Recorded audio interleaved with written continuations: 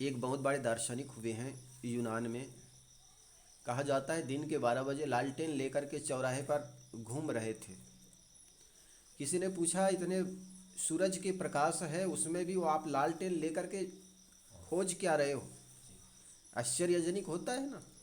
कबीर जब उलटवासी कहते हैं तो सबको आश्चर्य होता है। ठीक उसी प्रकार वो महापुरुष यूनान के किसी शहर में ठीक 12-1 बजे जहाँ सूर्य माथे पर पड़ रहा था, खूब प्रकाश था, वो लालटेन लेकर के घूम रहे थे और किसी के चेहरे पर ले जाता और देखता और आगे बढ़ जाता। एक व्यक्ति ने पूछा, बाबा कर क्या रहे हो, लोगों के चेहरे देखते हो, इतने सूरज के प्रकाश से तुम्हें दिखाई नहीं पड़ता। उन्होंने कहा, भैया मैं आदमी खोज रहा हूँ। क्या खोज रहा हूँ? आदमी खोज रहा हूँ। आदमी के इस शहर में खो गया है आदमी। आज आदमी कहाँ मिलता है? मानुष केरी खोलरी ओढ़ फिरत है बैल। साहब कहते हैं मानुष की जो खोलरी है उसको ओढ़ करके आज आदमी तो दिखता है आदमी, लेकिन अंदर से बैल बना हुआ। बैल का जीवन उतना बदला नहीं, उतना खराब नहीं है, लेकिन बैल से भी ज़्यादा बदतर व्यक्ति का जीवन हो चुका है। अर्थात पशु से भी ज़्यादा गलत खान पान हो गया है, गलत जीने का ढंग हो गया है। जिन लोगों के देखो, पशु जो होते हैं अपने जाति को पहचानता।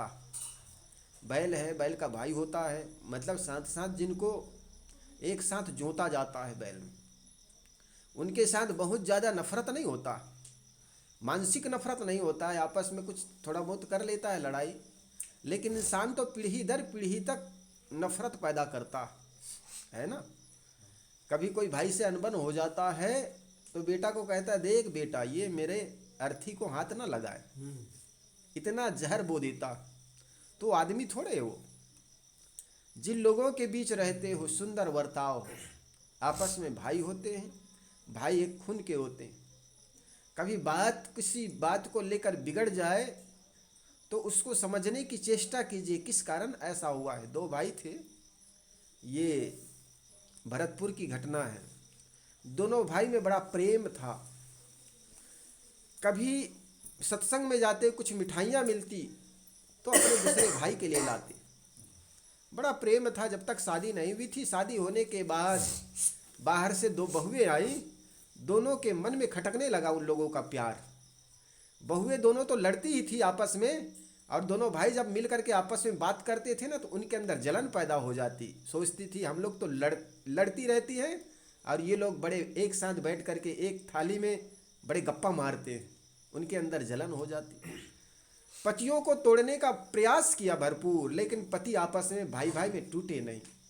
अब पतियों में जब बीज जहर का डाल नहीं पाई तो क्या किया, जब बच्चे आए ना तो बच्चों के अंदर जहर डालना शुरू कर दी। बच्चे समझ न पाए, माँ की बात मानते चले गए तो मानते चले गए।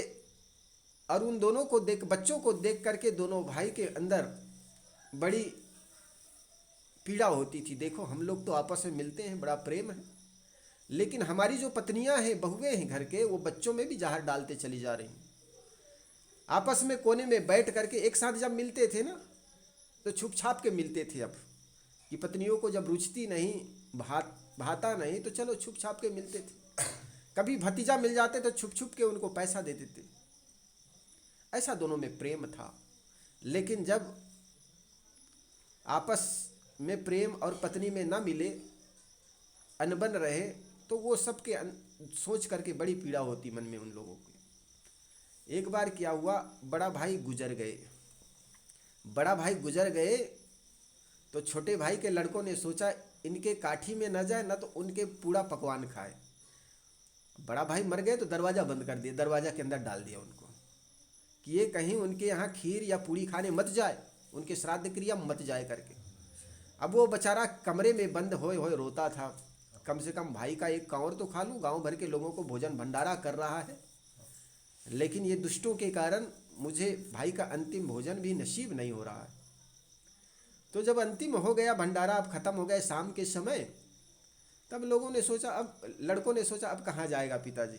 लेकिन शाम के समय नौकर, घर के वर्कर्स होते हैं, कुछ और आए गए लोग होते हैं, वो लोग भोजन करते हैं जब पूरा भंडारा ख़त्म हो गया। अब लेकिन घर के नौकर है, घर के लोग हैं, आपस में खाते हैं उस समय।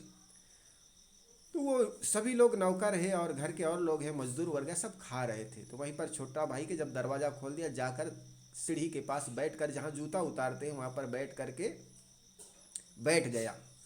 पुराना जो नौकर था उन्होंने देखा उनको, अरे इस तो ये घर के चाचा और यहाँ पर बैठा है। घर में जा कर के वो नौकर ने उस घर के मालिक के जो लड़के थे उन लोगों को कहा, रे मूर्खों, तुम्हारा चाचा आज तुम्हारे दरवाजे पर आया, जा कर के उनके चरणों में झुको, और तुम चरणों में झुक दोगे तुम्हारे गला नहीं काट देंगे। जा कर के हाथ जोड़ करके कहने लगे, चाचा आप आए, बहुत अच्छी बात, पिता के रहते तक तो हम लोग मिल नहीं पाए, लेकिन कुछ ऐसे कीजिए ताकि हम आपके जीते जी दोनों सब भाई मिल पाए। क्योंकि बड़े जो पिता था उनका 3 लड़का था और छोटे का 2 था, 3 दूनी 5 हो गए। तो कहे पिताजी के रहते रहते तो मिल नहीं पाए, कम से कम चाचा आप हैं तो आपस में हम सब मिल लें, ऐसे कुछ कीजिए। तो कहा जाता है छोटा जो चाचा था वो भतीजों को, तीनों भतीजों को लेकर के छोटे भाई ने अपने लड़कों के पास जाकर कहा, रे मूर्खों, तुम लोगों को ये मनाने आए हैं तुम्हारे बड़े भाई, तो कम से कम अब तो झुको। तो कहने का मतलब इतना जहर आदमी घोल देता है, वो मनुष्य थोड़े है। इसलिए आपस में जहाँ रहते हो, सिद्धांत अलग चीज़ है, लेकिन आपस में प्रेम हो, एकता हो, क्षमता हो। और ये तब होता है जब संत गुरुजन आते जाते रहे। आदमी का खान पान खराब हो जाता है, और जब खान पान खराब हो जाता है तो आदमी, जिस घर में देवता होते हैं, भगवान होते हैं, उस घर में मुर्दा को भी ला ला करके भूनते रहते हैं। होता है ना ऐसे। तो वो घर क्या हुआ, शमशान घाट हो गया। इसलिए संतों ने कहा, जिस घर में संतों का चरण ना पड़े वो घर घर नहीं बल्कि शमशान घाट है। संतों के चरण पड़ने से ये दुष्भोजन है, गलत भोजन है, गलत खान पान, ये दूर हो जाते। देखो हम अपने घर में कोई मर जाते हैं, 10 दिन तक 7 दिन तक सूतक लगता है। इधर तो 3 दिन ही लगाते हैं क्या, 3 दिन तीजनहान, 10 दिन 5 दिन ऐसे कुछ करते हैं। राजस्थान के मड़वाड़ में 12 दिन करते हैं, कहीं कहीं 17 भी करते हैं संतों में, और वो कामकाज पूरा बंद रखते हैं। तो सूतक लगा है, उनके घर भोजन नहीं बनता, और बाहर से हम जड़ा एक मुर्दा को लाकर पकाएं और मुख में ले जाएं। सदगुरु कबीर ने कहा, थरिया में हाड़, हाड़ मुख में, हड़िया में मुख हाड़। जरा सोचो ये कैसे कर्म है फिर तो। इसलिए हमारे घर को, हम अपने घर को मंदिर बनाएं, और मंदिर तब बन पाएगा बड़े बुजुर्गों का आदर हो, गुरु संत आए। और एक ने तो कहा, जब तक जीवन में गुरु नहीं तब तक जीवन शुरू नहीं। उनका भी अपना कहने का ढंग था। एक घर में एक बहू आई, बहू काफ़ी दिन, करीब करीब उस घर में अभी नई नई आई, 6-7 महीने हुए हैं। एक सन्यासी उनके दरवाजे पर चला आया। जब मैके में थी तब संत गुरुजन आया करते थे उनके घर में, लेकिन जब ससुराल आ गई संतों का दर्शन दुर्लभ हो गए। 6 महीने के बाद एक सन्यासी, युवा सन्यासी उनके दरवाजे पर आया। तो वो बिंदनी थी, बहू थी, वो अनाज के पात्र लेकर घर से निकली और सन्यासी को डालने लगी। डालते डालते वो पूछ लेती है, बाबा इतने जल्दी कैसे चले आए? क्योंकि वो सन्यासी का उम्र विशेष नहीं था, छोटा ही उम्र था, बहुत ज़्यादा उम्र के नहीं थे। तो बहू पूछती है कि बाबा इतने जल्दी कैसे आ गए? दिन के 12 बज रहे थे, लेकिन उनके ससुर कमरे में बैठा हुआ था। सोचता ये बहुरिया पगला गई है क्या, दिन के 12 बज गए और पूछती है कि इतने जल्दी कैसे आ गए। फिर सोचता है कि आखिर सन्यासी क्या उत्तर देता है, सुनो तो सही। वो कान लगाकर सुनता है तो सन्यासी कहता है, बेटी समय का पता नहीं था। और वो दान ले ही रहा था और कहता है समय का पता नहीं था। तब सन्यासी पूछ बैठता है कि बेटी तुम्हारी उम्र कितनी है? बहू कहती है, गुरुजी मेरी उम्र 3 वर्ष है। अच्छा ये बता तुम्हारी सास की उम्र कितनी है? कहे, गुरुजी सास की उम्र तो अभी 2 वर्ष की है। सास की उम्र 2 वर्ष की है। इतना सुन करके तो उनके ससुर के एकदम कान खड़े हो गए, ये कैसे बेवकूफ़ पगली बहू को ले आई, मैं तो एकदम पगला गई है। तो जबकि ये सास की उम्र 2 वर्ष बता रही है। फिर सन्यासी ने पूछा, अच्छा बेटी ये बता तुम्हारे पति की उम्र कितने हैं? उन्होंने कहा, पति की उम्र अभी 1 वर्ष है। अच्छा, पति की उम्र 1 वर्ष तो ससुर का, जैसे ससुर का कहा तो ससुर को तो आँख फटी की फटी रह गई, एकदम कान खोल करके सुनने लगा। अच्छा, आखिर मेरे बारे में क्या कहती है ये? उन्होंने कहा, ससुर का भी उम्र ही नहीं हुआ है। उन्होंने क्या कहा? ससुर का उम्र ही नहीं हुआ है। वो बेचारा अपने डंडा में ले करके डंडा टेकते टेकते चले आए, जब तक सन्यासी आगे बढ़ गया था। वो कहने लगी, तू बहू पगला गई है, अब तो निर्णय हो जाए, पंचों को बुलाया जाए और तुम्हारे पिता को बुलाया जाए। जब तुम 21 वर्ष की जवान स्त्री हो और तुम्हारी शादी करके इस घर में आई 6 महीना हो गए और तुम कहती हो कि मेरी उम्र 3 वर्ष की है। चलो बात ठीक है, तुम अपने लिए कुछ भी बोलो, लेकिन सास के लिए तुम 2 वर्ष कहती, पति तुम्हारे करीब करीब 28 वर्ष के हैं, उनकी उम्र तुम बताती हो 1 वर्ष, और ससुर का उम्र नहीं कहते हो, जन्मा ही नहीं कहते हो। ये निर्णय होना चाहिए। पंचों को बुलाए, उनके घर से पीहर वालों के उनके पिताजी को बुलाए, सारे पंचों को ये बात बताए, देखो जी हमारे घर में जो बहू आई है वो एकदम पगला गई है। कहे, किस बात को लेकर? ये आप सबको पता है 21 वर्ष की उम्र में इनकी शादी हुई है, मेरे लड़के की उम्र 28 वर्ष है, लेकिन ये अपनी उम्र बताती है 3 वर्ष। सास की उम्र ये 2 वर्ष और पति की उम्र 1 वर्ष, और मुझे कहती है जन्म लिया नहीं हुआ। ये आज पंचों के बीच या तो इनको इस घर से निकाल दिया जाए, आप लोग इसका निर्णय कीजिए। तब एक पंच ने कहा, बेटी बताइए इस प्रकार झूठ क्यों बोली? तब उस बहू कहने लगी, गुरुजी मेरे घर में संतों का आना जाना लगा रहा, लेकिन मैं देखता था संतों से बहुत लगाव नहीं था, लेकिन माँ बाप का जो जीवन देखा, उनका जीवन सुंदर हो गया था, उनका जीवन में खान पान सुधर गया था, उनकी वाणी और वर्ताव व्यवहार बहुत अच्छा हो गया था। समाज के लोग जब पूछते हैं तो क्या पूछेंगे? पूछते हैं, मिलेंगे लोग पूछेंगे आपका व्यापार कैसा है, मिलेंगे लोग पूछेंगे आपका व्यवहार कैसा है, लेकिन कोई नहीं पूछेंगे कि आपका अध्यात्म से प्यार कितना है। संसार के लोग यही व्यवहारिक बात पूछते हैं। तो पंचों ने कहा, बेटी इस प्रकार क्यों बताई?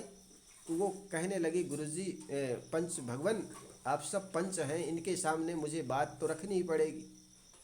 मेरे घर में संतों का आना जाना था, लेकिन मैं संतों से तिरस्कृत किया करती थी। एक दिन ऐसा लगा, देखो मेरे जीवन, मेरे घर में कितना प्रेम पूर्ण रहते हैं लोग, और इसका एक ही कारण है संत गुरुजनों के आने का। तो मैं भी गुरुजनों संतों से दीक्षा लिए मुझे अभी 3 वर्ष हुआ है, इसलिए मैंने अपनी उम्र, जितना उम्र हमने हाड़ मांस को लेकर के वासनाओं के चलते संसारिक जीवन जिए, उसका कोई महत्वपूर्ण नहीं है, लेकिन अध्यात्म क्षेत्र में गुरुजनों के सानिध्य आकर हमने जीवन जिया, वो 3 वर्ष से शुरू हुई। और मेरे को जब शादी होने के बाद यहाँ आई 6 महीना हुई, लेकिन मेरी सास करीब 2 वर्षों से संतों के पास आने जाने से ये कहती है कि मेरी सत्संग में संत गुरुजनों से लगाव या दीक्षा हुए 2 वर्ष हुए। और मेरी सास को देख करके मेरे पति भी सत्संग में जाने लगे, तो उनको 1 वर्ष हुए। लेकिन इस घर में हम तीनों सत्संगी हैं, लेकिन हम लोगों को देख करके भी हमारे ससुर साहब में अभी भी सत्संग या संतों के प्रति उदार भाव पैदा नहीं हुआ है। उदार भाव, उनके अंदर संतों के प्रति भाव पैदा नहीं हुआ है। इनको जो प्रारब्ध में मिला है उसी को खाए जा रहे हैं, मतलब बासी भोजन कर रहे हैं, ताज़ा भोजन नहीं कर रहे हैं। ताज़ा होता है अभी का कमाया हुआ। आज जो आप अनाज बोते हैं, काटते हैं, फिर गेहूं या और अनाज आप प्रयोग करते हैं, वो ताज़ा होता है। लेकिन आप वर्षों के पहले बाप दादों ने कमा कर रख दिया है, पुराना चावल जिसको कहते हैं, उसको खा रहे हैं, मतलब बासी चावल। कल का भोजन जो बचा होता है उसको बासी कहते हैं ना। उसी प्रकार आपने पूर्वजन्मों में सत्कर्म किए, उसके परिणाम में आपके घर में आपके सुंदर बेटे हैं, सुंदर आपकी पत्नी है, सुंदर बहू आई हैं, ये पूर्व जन्मों के कर्मों के परिणाम हैं। लेकिन इस जन्म में आपने क्या किया? इस जन्म में तो आपने कोई ऐसा अच्छे काम नहीं किए, आपने उसी के प्रताप में जिए जा रहे हैं। तब उनकी आंखें खुल गई और सारे पंचों ने कहा, इतनी सुंदर बहू आपके घर में आई है। उनके ससुर अपने गन्नायत को, जिसको आप समधी कहते हैं, उनको हाथ जोड़ करके कहने लगे, गन्नायत साहब, समधी साहब, आपने मुझे बहू नहीं बल्कि एक लक्ष्मी आप मेरे घर में भेजी। जब कोई बेटी शादी होकर के आती है और गुण से परिपूर्ण होती है तो उस माँ बाप की प्रशंसा नहीं होती है, बल्कि उस गांव की प्रशंसा होती है कि उस गांव के लोग कितने अच्छे हैं, है ना। एक लड़का या लड़की गांव के जब बिगड़ जाते हैं तो केवल उस माँ बाप के बेटा या बेटी नहीं बिगड़ती, उस गांव के लोगों को ओलवा देते हैं कि वो गांव के लोग ऐसा ही है। इसलिए हमारा जीवन केवल हमारा नहीं है, हमारा जीवन एक सामाजिक जीवन है। सद्गुरु कबीर ने इसीलिए कहा, यह जीवन जो है अनेक लोगों का साझा है। मानुष जन्म चुके हो अपराधी, यह तनकेर बहुत है साझी। तात जननी कहे पुत्र हमारा, स्वार्थ जान किन प्रतिपारा। माता पिता कहते हैं कि ये पुत्र हमारा है और उनका अपना स्वार्थ होता है, जो कमा करके लाता है, अपने घर परिवार को पालता है। कोई ऐसा नहीं कि बाजार में या पड़ोसियों को बांटते आए। उनका अपना स्वार्थ होता है। हर माँ बाप का होता है कि हमारा बेटा पढ़ लिख करके जब बड़ा हो जाएगा तो हमारी सेवा करेगा, नाम रोशन करेगा। नाम रोशन नहीं तो कम से कम हमारी सेवा तो करेगा। इतना तो आशा हर माँ बाप रखते हैं और माँ बाप की ये आशा के चलते सुंदर से सुंदर शिक्षा अपने बेटा को देना चाहते हैं। लेकिन आज माता पिता शिक्षा के तो महत्व को समझ गए, साथ साथ जीवन में दीक्षा के महत्व को नहीं समझे। और यही कारण है कि बेटा पढ़े लिख कर एजुकेटेड तो हो जाते हैं माँ बाप से, लेकिन दूर हो जाते हैं। इसलिए सुंदर संस्कार की ज़रूरत है और संस्कार कोई बाहर से नहीं आएगा। ऐसा नहीं कि कोई दूसरा आपके अंदर डालेगा, बल्कि आप जो करते हैं उसी को बच्चे सीखते हैं। एक घर में गया मैंने, एक छोटा बच्चा था, पहुंचते ही उन्होंने कहने लगा, साहब बंदगी गुरुजी। मैंने कहा ये देखो संस्कार है इनके अंदर, इनके माँ बाप करते हैं इसलिए बच्चे भी करते हैं।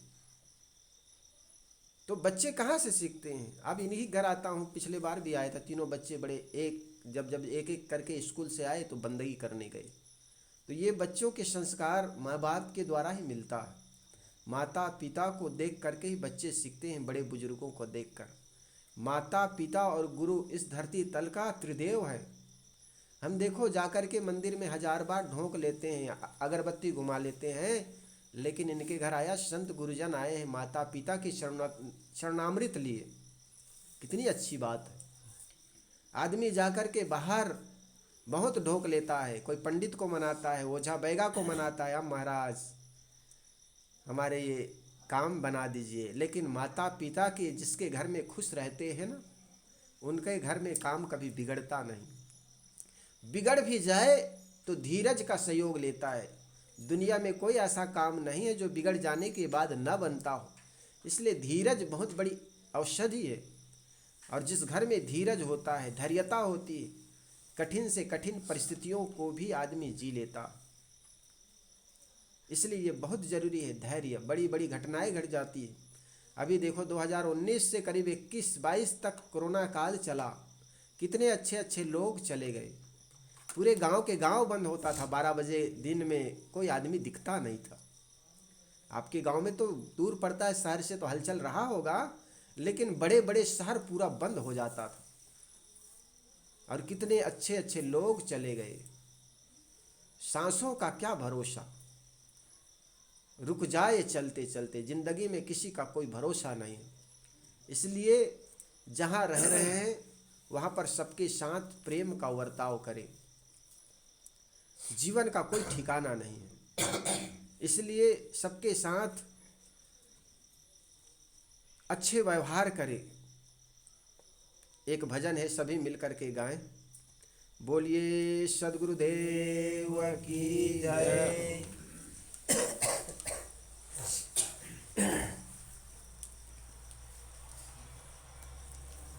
सदा ना रहा है, सदा ना रहेगा, जमाना किसी का सदा ना रहा है, सदा ना रहेगा, जमाना किसी का नहीं चाहिए, दिल दुखाना किसी का नहीं न रहा है, सदा न रहेगा, जमाना किसी का नहीं चाहिए, दिल दुखाना किसी का नहीं चाहिए, दिल दुखाना किसी का। आएगा बुलावा तो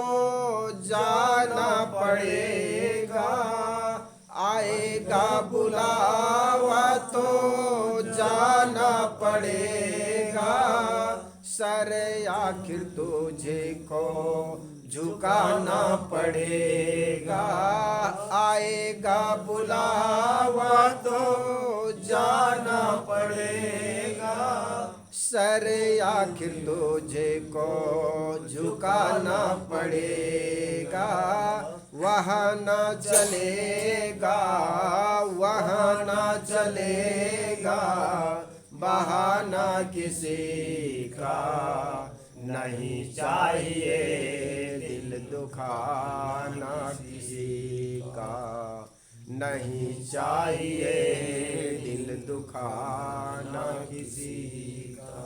पहले तो तुम अपने आप को संभालो, हक नहीं तुझे को बुराई औरों पे निकालो, पहले तो तुम अपने आप को संभालो, हक नहीं तुझे को बुराई औरों पे निकालो, बुरा है बुरा जग में, बुरा है बुरा जग में, बताना किसी का नहीं चाहिए, दिल दुखाना किसी का नहीं चाहिए, दिल दुखाना किसी का। दुनिया का गुलशन बना ही रहेगा, ये तो जहाँ पे लगा ही रहेगा, दुनिया का गुलशन लगा ही रहेगा, ये तो जहाँ पे लगा ही रहेगा, आना किसी का जग में, आना किसी का जग में, जाना किसी का नहीं चाहिए, दिल दुखाना किसी का नहीं चाहिए, दिल दुखाना किसी का। कहने का मतलब आदमी के शक्ल में आज बैल फिर रहा है, आदमी से आज आदमी की शक्ति से आज आदमी डर रहा है, समझ में कुछ आता नहीं क्या कर रहा है आदमी, आज आदमी को देख करके आदमी डरता है। पहले ज़माने में होता था कि देख उस क्षेत्र, उस गली में, उस जंगल में मत घुसना, वहाँ शेर है। आज आदमी को रात्रि में निकलना होता है ना तो सोचते हैं उस गली से मत निकलना, वो बड़े दुष्ट लोग हैं, रात में बड़े हथियार पकड़ के निकलता है, कुछ भी कर जाए ऐसा। लेकिन हमारे जो ज़िंदगी है, आदमी से आदमी डर रहा है, तो आदमी का दुर्भाग्य है। आज लाइट सब जगह है, रोशनी कोर्ट और मिलों में है, कोर्ट रोशनी अच्छे महफिलों में है, पर अंधेरा सबके दिलों में है। आज आदमी के दिल में अंधेरा है, अंधेरा मतलब अंधकार, अंधकार मतलब अज्ञान। एक व्यक्ति बाइसिकल मोटरसाइकिल चला रहा था, खूब स्पीड में चला रहा था, लेकिन उसमें लाइट नहीं थी। चौराहे पर सिपाही उनको रोका, रुको रुको, एक्सीडेंट हो जाओगे, खतरे में पड़ जाओगे। उस बाइक चलाने वाले ने कहा तुम हट जाओ, मैं खतरे में बाद में पड़ूंगा, तुम पहले खतरे में पड़ जाओगे, क्योंकि इसमें ब्रेक भी नहीं है। जरा सोचो, एक बाइक अंधेरी रात में चलाए जा रहे हैं जिसमें ब्रेक नहीं है, जिसमें लाइट नहीं, हमारे जीवन के साथ भी ऐसी घटना घट रही है। इस अज्ञान रूपी अंधेरे में ज्ञान के लाइट नहीं है और संयम का ब्रेक नहीं है, और उम्र की इस सड़क पर जिंदगी रूपी गाड़ी चलाए जा रहे हैं। बताओ क्या होगा। इसलिए संयम की बड़ी ज़रूरत है। जहाँ भी रहते हैं बोलने में संयम, खाने में संयम, चलने में संयम, सब में संयम की ज़रूरत है। जो कहे कि संयम की बात, साधना की बात, त्याग की बात तो साधु संतों कहे, हमारे क्या है। तो थोड़े दिन में आदमी भोग में उतर करके जीवन नष्ट कर देगा। इसलिए संसार में रह करके भी हमें संयम की ज़रूरत है। कभी आपने अनुभव किया होगा, जब खाने बैठते हैं तो सब्जी अच्छी बनाई देवी ने कि अच्छी मिठाई है, हम 2 कौर ज़्यादा खा जाते हैं, और खाने के बाद जब बिस्तर में जाते हैं बड़ा पश्चाताप होता है, करवटें बदलते बीत जाती, नींद नहीं आ रही, होता है ना ऐसा।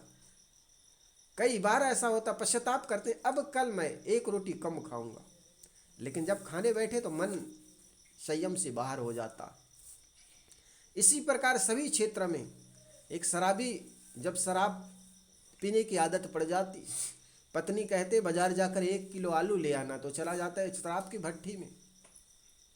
अब उनको पता चला कि अब घर में जाऊंगा तो डांटे जाऊंगा, तो उन्होंने सोचा बड़ा संभल के जाऊं। तो घर आता है तो भैंस के पूंछ पकड़ के कहता, देवी रोज तो तुम 2 बेनी बनाती, 2 चोटी बनाती थी, आज कैसे 1 ही चोटी बनाई हो। तो उनकी पत्नी कहती, आज फिर पी कर आ गए। अरे तुम्हें कैसे पता चला। तो जिसको तुम चोटी कह रहे हो ना, भैंस का पूंछ है। तो हमारी स्थिति ऐसे ही होती है। एक शराबी था, सड़क पर चले जा रहे थे, चलते चलते खंभा से टकरा गए। दूसरा शराबी ने कहा, यार ये सारे बिजली वाले लोग भी बीच सड़क में खंभा खड़ा कर देते।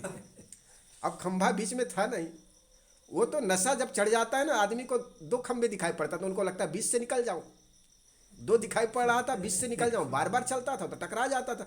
उन्होंने गाली देने लगा, ये साले बिजली वाले लोग बीच सड़क में खंभा खड़ा कर दिया है। ऐसी हालत हो जाती है। एक बार एक शराबी भी ऐसे, कई शराबी होता है, एक तो होता खत्म हो जाता, कहानी बढ़ती चली जाती है। एक तीसरी शराबी और ऐसा ही हुआ। वो घर में आया, वो मियाँ जी थे, उन्होंने सोचा जा करके घर में एकदम मैं कुरान शरीफ खोल के बैठ जाऊंगा, पढ़ने लगूंगा, पत्नी को पता ना चले। वो घर में आया, अटैची को खोल के बैठ गया। अब उनको ये पता नहीं अटैची है कि कुरान शरीफ है। अब कुरान शरीफ करके पढ़ रहा है। उनकी पत्नी ने कहा कि क्या कर रहे हो तुम। उन्होंने कहा देखते नहीं, धार्मिक ग्रंथ पढ़ रहा हूँ, ऐसे समय में डिस्टर्ब नहीं करना चाहिए। उन्होंने कहा तुम धार्मिक ग्रंथ पढ़ रहे हो कि अटैची खोल के बैठे हो। ऐसा होता। तो जब हमारा खाना खराब हो जाता है तो हम जमाना को दोष देते हैं कि यार आज जमाना ऐसा ही। जमाना हमारे अनुसार नहीं चलेगा, हम जमाना के अनुसार चले। और जमाना को दोष क्यों दे। खाना खराब होगा तो जमाना खराब होगा, पीना ठीक तो जीना ठीक है ना। आदमी का खाना खराब हो जाता है तो जमाना को दोष देता है, यार आज जमाना खराब है। एक लड़का था, शराब पीने की आदत पड़ गई उनको। जब शराब ज़्यादा पी लिया तो होटल वाले को गाली देने लगा। चौराहे पर खड़ा था, चौराहे पर होटल था, होटल वाले को गाली देने लगा। होटल वाले ने सुना बात बिगड़ जाएगी। व्यापारी जो होते बड़ा होशियार होते, कभी वो बात जुबान, अच्छे व्यापारी होते ना, जुबान से जुबान लड़ाएगा नहीं। मरवाड़ी दुनिया में सबसे मशहूर है। भारत के किसी भी बड़े शहर में चले जाए, आपको मरवाड़ी ना मिले ऐसे हो नहीं सकता। इसलिए कहते हैं जहाँ न पहुँचे रवि वहाँ पहुँचे कवि, और जहाँ न पहुँचे गाड़ी वहाँ पहुँचे मरवाड़ी, ऐसे कहते हैं ना।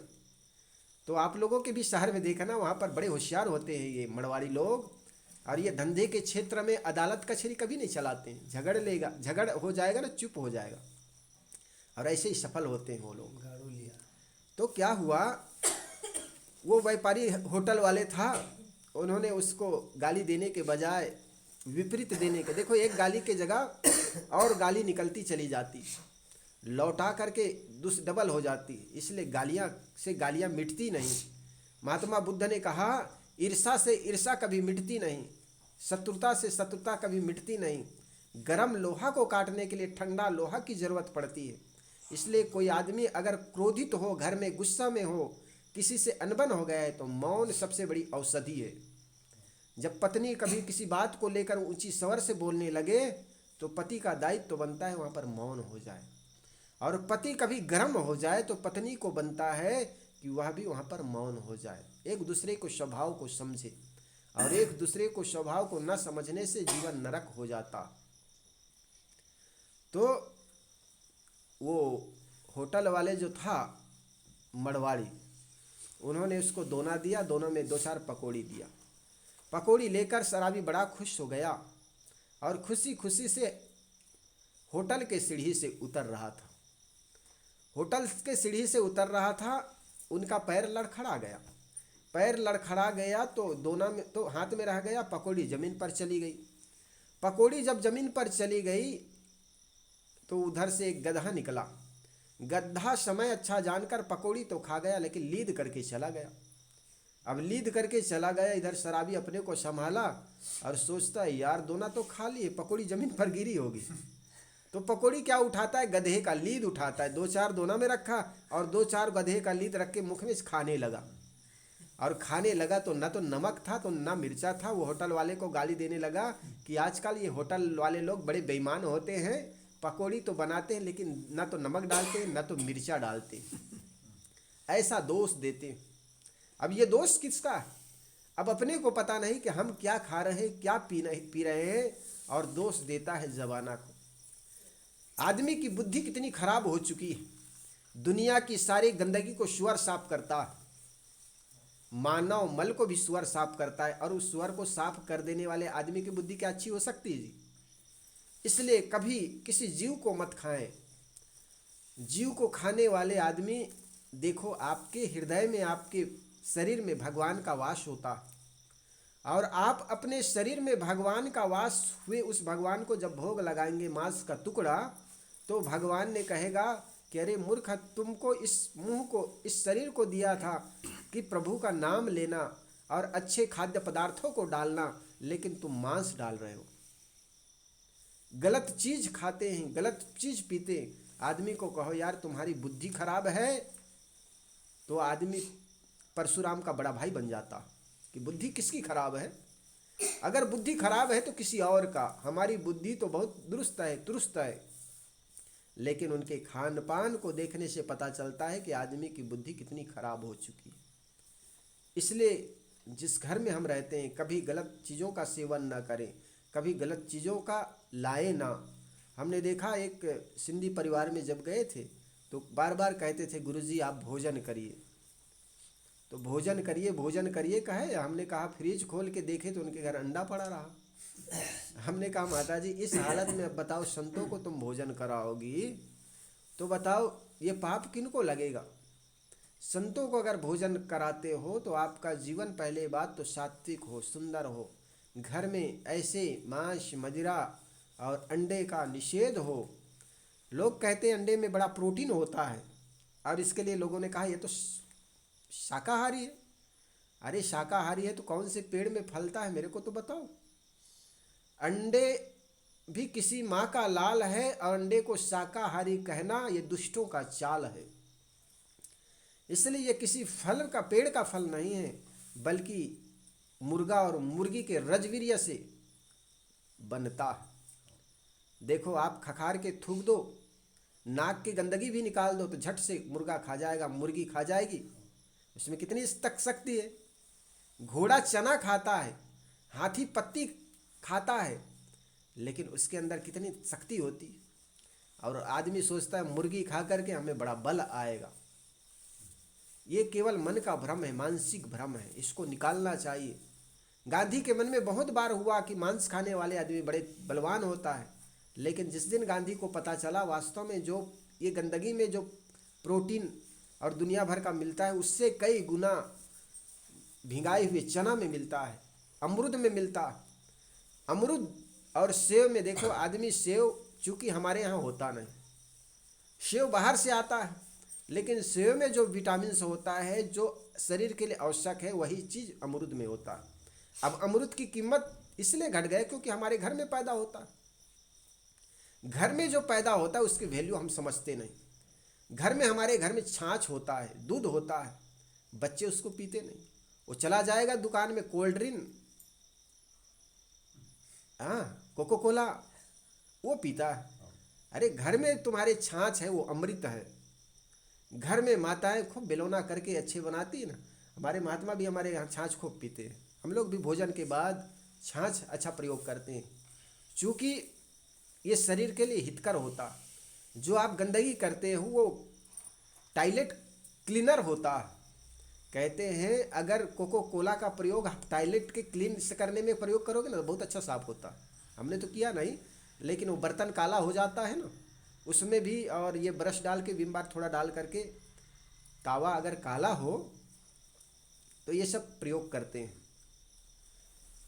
तो इसी प्रकार आपके शरीर के लिए आवश्यक है, दूध घर में होता है, छाछ होता है, दही होता है, इसका प्रयोग करें।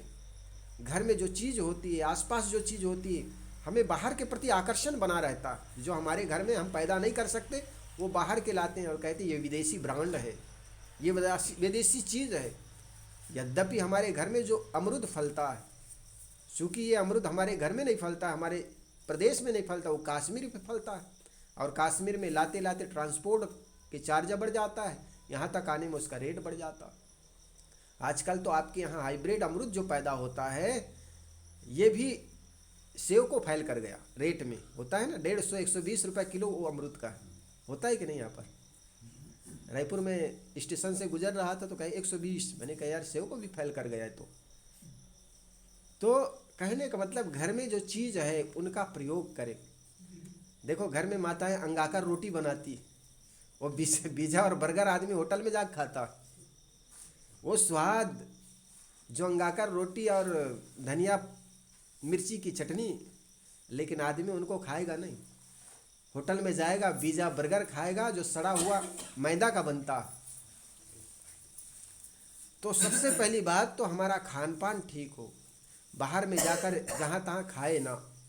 घर में माताएं जो भोजन बनाती हैं सुंदर पवित्र ढंग से, पवित्र भावों से, मन में जो विचार होते हैं ना वो हमारे शरीर में चले आते हैं। जो व्यक्ति अपने शरीर के बारे में रोज चिंतन करता है, मेरा शरीर स्वस्थ है, दिन में सुबह बिस्तर छोड़ने के पहले रोज 5 मिनट 2 मिनट 3 मिनट ये चिंतन करो, मेरा स्वास्थ्य अच्छा है, मेरा शरीर अच्छा है। ये 2 मिनट 4 मिनट चिंतन करोगे तो बीमार आदमी भी स्वस्थ हो जाए। ये साइकोलॉजी प्रभाव पड़ता, इसलिए इसका चिंतन करना चाहिए। हमारा शरीर स्वस्थ है, सबसे अच्छा है। 2 मिनट चिंतन करने में क्या लगता। लेकिन कभी आपने कल्पना की होगी मैं बीमार हूँ, मैं बीमार हूँ। ये बात को 10 बार 15 बार घंटों घंटों ये सोचते रहो ना, दूसरे दिन बिस्तर से उठ नहीं पाओगे। कई बार ऐसा होता। एक आदमी था, वो लकवा का मारा था, लकवा का मारा था, 2-4 दिन से वो बिस्तर में पड़ा रहा। एक आदमी आया, उन्होंने पेट्रोल से, पेरा का पूरा होता है ना, उसको लंबा बिछा दिया और पेट्रोल डाल करके उनको जला दिया। तो लकवा मारा था ना, वो आदमी भागा एकदम दौड़ के। तो उनको आश्चर्य हुआ, अरे मैं तो कल तक तो सोचा था लकवा मार के जा ही नहीं पाऊंगा, आज कैसे उठ के चला गया। उस जीवन के प्रति निरीक्षण और परीक्षण हुआ तो पता चला इनका जो मानसिक विचार है, ये मर गया था कि मैं लकवा मार गया, लकवा मार गया। लेकिन जब भय के सामने उनका जो अंतःकरण की उनकी मानसिक शक्ति जो जगी ना, अब तो भागना ही पड़ेगा अन्यथा जल जाऊंगा। ये शरीर बचाने की जो उनकी प्रीता है, आत्मा विश्वास, आत्मा के प्रति जो प्रीता है अपने आप को बचाने की, वो उनको जीवित कर दिया, स्वस्थ कर दिया। तो कहने का मतलब आज आदमी का खान पान खराब होने से व्यक्ति का जीवन नरक हो जाता। हम जिन लोगों के बीच रहते हैं सुंदर बर्ताव करें। गलतियां किससे नहीं होती, अगर गलती रुलाती है तो राहें भी दिखाती है। मनुष्य गलती का पुतला है, अक्सर हो ही जाती है। बेटे से गलती हो जाए, बिंदनी बहू से गलती हो जाए, बोलने चालने में चूक जाए, संभलने के लिए अवसर दो। एक घर में नई बिंदनी आई, बहू कहते हो ना इधर, बिंदनी जानते हो, मड़वाड़ में बिंदनी कहते हो। बहू आई तो बेचारी हॉस्टल में रह करके पढ़ा करती थी। ठंडी लग रही, हम समाप्त करेंगे थोड़ी देर। तो नई बिंदनी जब आई घर में तो बेचारी को कह दी बहू आज खाना बनाओ। पहली बार नई नई आई और भोजन बनाने का उनको बड़ा अनुभव नहीं था, माँ के सानिध्य में रहकर कभी भोजन बनाई नहीं थी। आज ससुराल आई तो पहली बार किचन में घुसी तो भोजन तो जैसे तैसे बनाई, लेकिन मिर्ची बहुत तेज पड़ गई। हो जाता है ना, आपके घर में भी कितना निपुण ना हो आदमी, गलतियां हो जाती है। कभी नमक नहीं डाल पाए कि मिर्ची तेज हो गई, ऐसा होता है। तो बहू रानी भोजन तो बनाई लेकिन मिर्ची कुछ तेज पड़ गई। अब सासू माँ को खाने के लिए पारस कर दी। सासू माँ जैसे ही खाने लगी तो पता चला मिर्ची बहुत तेज पड़ी हुई है। वो बेचारी आंखों से गंगा जमुना बहने लगे। मिर्ची तेज होती तो ऐसा होता ना, मुख से वो ट्रेन की आवाज़ें सू करके निकलने लगा, ऐसू ऐसू। तो बहू रानी पढ़ लिख कर आई थी, पास में बैठ करके कहने लगी माँ जी आज भोजन कैसा बना है। कहे बेटी भोजन अच्छा बना है। वो ये नहीं कही मिर्ची तेज पड़ गई है। माँ जी भोजन अच्छा बना है। सब्जी कैसी बनी। कहे बेटी सब्जी भी बहुत अच्छी बनी, लेकिन माँ जी आपके आंखों में आंसू कैसे। भोजन अच्छा बना है, सब्जी अच्छी बनी, तो आंसू कैसे। कहे बेटी ये तो प्रेम के आंसू है। तुझ जैसे लक्ष्मी मेरे घर में आई हो तो ये प्रेम के आंसू अंतःकरण में रुक नहीं पाई, आंखों से बहे चले जा रहे हैं। तो बहू तो बहुत खुश हो गई। खुश होकर कहीं माँ जी सब्जी अच्छी बनी तो एक चम्मच और डाल दूं। सासू माँ कही बस बस बेटी ज़्यादा प्रेम बर्दाश्त नहीं होगा, इतना काफ़ी है। और कहा जाता है जब सासू माँ खा करके उठ गई, अपने कमरे में चली गई और बहू रानी भोजन निकाल कर खाने लगी तो पता चला मिर्ची बहुत तेज पड़ी है। उनके अंदर में पश्चाताप हुआ, देखो आज मिर्ची बहुत तेज पड़ गई, फिर भी मेरी सासू माँ एक शब्द नहीं कही, सुधरने का अवसर दी है मुझे। वो अपने मायके गई तो मायके में माँ पूछती कि बेटी तुम्हारे घर के लोग कैसे हैं। तो कहने लगी माँ मुझे सासू नहीं बल्कि एक माँ और मिली। एक दिन मिर्ची तेज पड़ गई थी फिर भी वो कुछ कही नहीं। उस दिन से उस बहू ने अपनी सासू माँ को सासू माँ नहीं बल्कि माँ की तरह सेवा करती रही। हमारे घर में भी ऐसा कोई गलती किसी से हो जाए, सुधरने का मौका दे, अवसर दे। आदमी सुधरता है, मनुष्य बदलता है। बदलता वही है जिसमें जान होती है, झुकता वही है जिसमें जान होती है, अकड़ना तो मुर्दों की पहचान होती है। इसलिए समय दे, अवसर दे, बिगड़े काम बन जाते हैं। बोलिए सद्गुरुदेव की जय। एक भजन सभी मिलकर के गाएं, फिर आप सब कामकाजी आदमी हैं। भजन करो दिन रहे, जीवन है अनमोल, दिन दिन भजन करो। जीवन है अनमोल, दिन दिन भजन करो। चुनरी है अनमोल, दिन दिन भजन करो। चुनरी है अनमोल, दिन दिन भजन करो। जब चुनरी का जन्म हुआ था, जब चुनरी का जन्म हुआ था। जब चुनरी का जन्म हुआ था, जब चुनरी का जन्म हुआ था। नगर में बजते ढोल, दिन दिन भजन करो। नगर में बजते ढोल, दिन दिन भजन करो। इधर क्या बजाते हैं, कहीं थाली बजाते हैं, कहीं ताली बजाते हैं, कहीं फटाका फोड़ते हैं, कहीं ढोल नगाड़ा फोड़ते हैं, बजाते हैं। इधर क्या करते हैं, फटाका फोड़ते हैं। हाँ, छत्तीसगढ़ बॉर्डर पड़ता है ना तो फटाका फोड़ते हैं। जब चुनरी का जन्म हुआ था, जब चुनरी का जन्म हुआ था। नगर में बजते ढोल, दिन दिन भजन करो। नगर में बजते ढोल, दिन दिन भजन करो। जब चुनरी का आई जवानी, जब चुनरी की आई जवानी। जब चुनरी में आई जवानी। जब चुनरी में आई जवानी। अकड़ के चलते लोग दिन दिन भजन करो। अकड़ के चलते लोग दिन दिन भजन करो। चुनरी है अनमोल दिन दिन भजन करो। चुनरी है अनमोल दिन दिन भजन करो। जब चुनरी में आया बुढ़ापा, जब चुनरी में आया बुढ़ापा, जब चुनरी में आया बुढ़ापा, जब चुनरी में आया बुढ़ापा, मुख से न बोले बोल दिन दिन भजन करो। मुख से न बोले बोल दिन दिन भजन करो। चुनरी है अनमोल दिन दिन भजन करो। चुनरी है अनमोल दिन दिन भजन करो। कहत कबीर सुनो भाई साधो, कहत कबीर सुनो भाई साधो। कहत कबीर सुनो भाई साधो, कहत कबीर सुनो भाई साधो।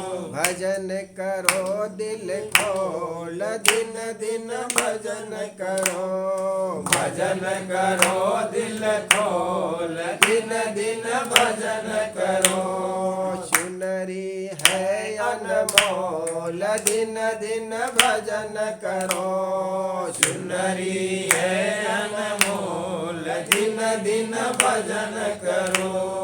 चुनरी है अनमोल दिन दिन भजन करो। चुनरी है अनमोल दिन दिन भजन करो। बोलिए सद्गुरुदेव की जय, संत समाज की जय।